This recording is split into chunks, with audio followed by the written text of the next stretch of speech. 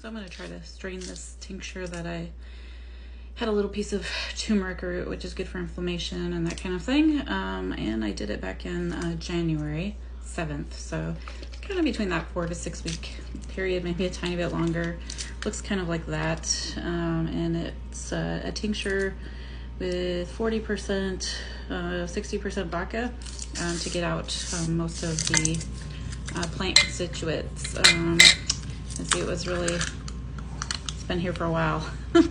Definitely stained, but it's kind of what it looks like, and it doesn't smell very good, but I know it's tasty and it's good for my joints. So we're gonna strain this little baby into my favorite donut cup. So, you know, as good as I got right now. So kind of just need to do the best you can with what you got where you're at. And you can see all that pulp is still in there.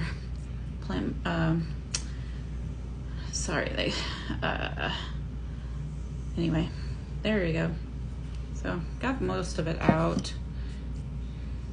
So all the fancy terms are like maceration, and then the mark, and the menstruum. So the menstruum was the alcohol, which was, you can kind of see it right there. And this fancy, you know, plant material to get out everything is now called the mark. So afterward, it kind of looks like baby poop. But we're gonna try not to stain my hands too bad, and we're gonna give that a good squeeze just to get the rest of the stuff out. And you can see it's pretty good. There's actually a lot that was in that tiny little jar. So turmeric, so that's how you properly say it, Turmeric. It's actually good for your liver and gallbladder and those kind of functions, help with digestion. Aside from, you know, arthritic and inflammation, it's really good for a lot of different things. It's just a good thing to have on hand.